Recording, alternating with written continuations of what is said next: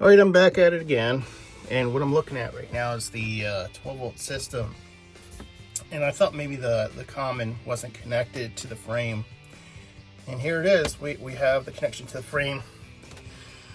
Mainly because a lot of the systems in the car, I believe, are using the frame to reduce the amount of wiring needed in the car.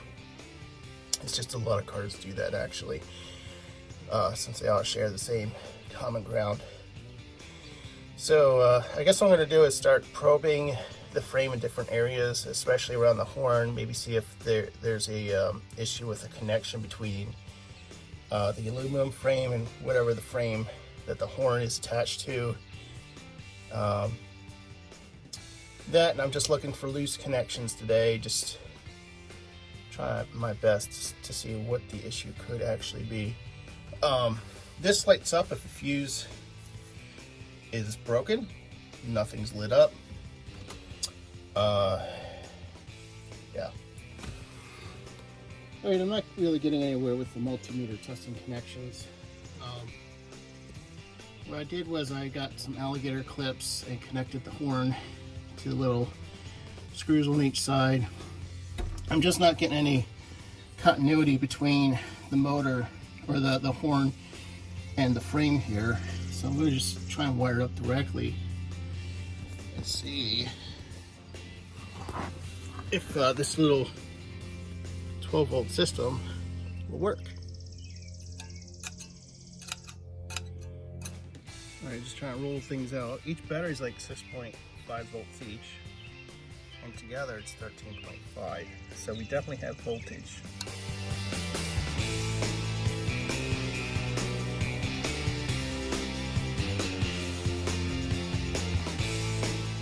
Alright, so there's something with the horn with the serial number. So mine is 2991. And they're all supposed to work off of 18 volts. That's the main thing I'm seeing. And I don't have 18 volts in this system. Alright, I'm having an issue. So it goes 12. Look at that, it drops. Alright. Let's try this.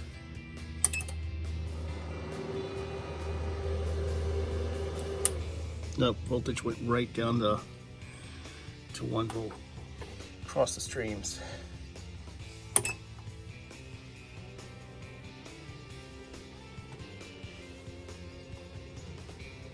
It's not doing nothing. Alright, so here's the horn back. And this is connected here, and then there's no other wire on here except I'm thinking it was connected to the frame. I'm more like turning this than actually trying to get this onto that thin nut there. This says 12 volts, so I'm just gonna work with 12 volts. And I'm gonna keep it at that original clip. I see sparks. I'm kind of afraid of how loud this thing's gonna be. It's moving. Let's see what happens.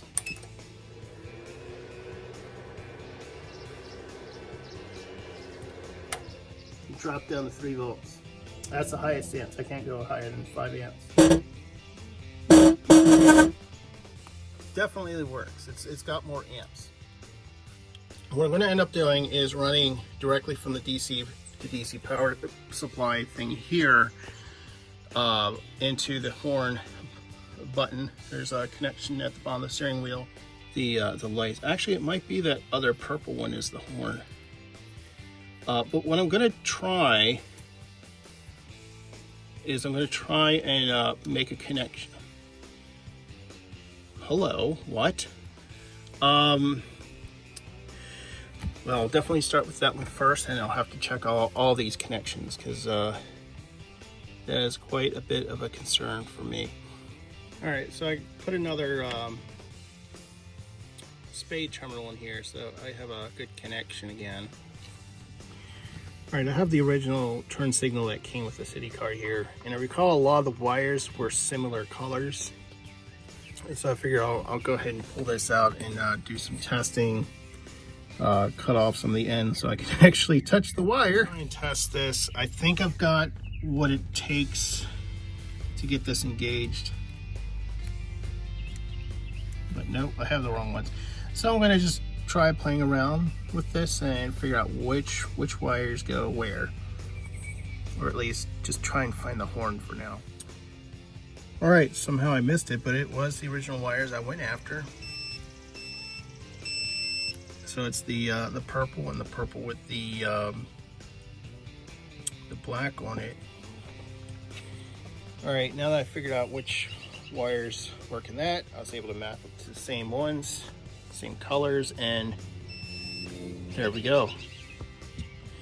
All right, so I hooked up 12 volt positive to the meter, and then I start testing both wires that come from the car, not the ones that come from the steering wheel, and neither of them had continuity and neither of them had a voltage reading.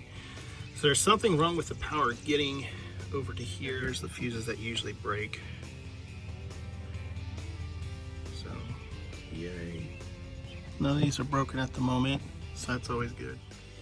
One of these days, this will all be cleaned up when I upgrade all the wiring. But for now, I added a new 10 amp circuit. So the horn worked off the 10 amps there. So there's a separate 10 amp circuit. And that comes over to one of the leads for the horn. So this one's gonna lead to the horn in the front of the car. All right, so you can see this thin white wire here, that goes to the horn, and it was coming in through where the brake line comes through. And it's a very tight fit. What I'm looking at is I have a hole here that all of my wires string into, and I think I'm just going to come through this hole because there'll be less slack since the horn sits way over here on the other side of the car. And I'm going to string it through before I put the connectors on, just to make it easier. And then once the wire's to length, then I'll start cutting and crimping it. Look how easy that is. All right, so I've got the frame hooked up to the horn where it will normally connect to the horn. I've got the wire hooked up to the steering wheel's horn button. So I figured before I screw it in, let's test it. Keep testing in baby steps, making sure we have it all. So let's see if this works. All right, last part is actually screwing it in there. All right, so here's the final setup. I have the new wire coming straight from the horn button on the steering wheel, coming direct and to the horn. It is wrapped in this protected plastic stuff that I like to put around everything. Of course, I gotta redo that sometime. I do have dash lights, don't I? Oh, come on. Come on, give me a break. Oh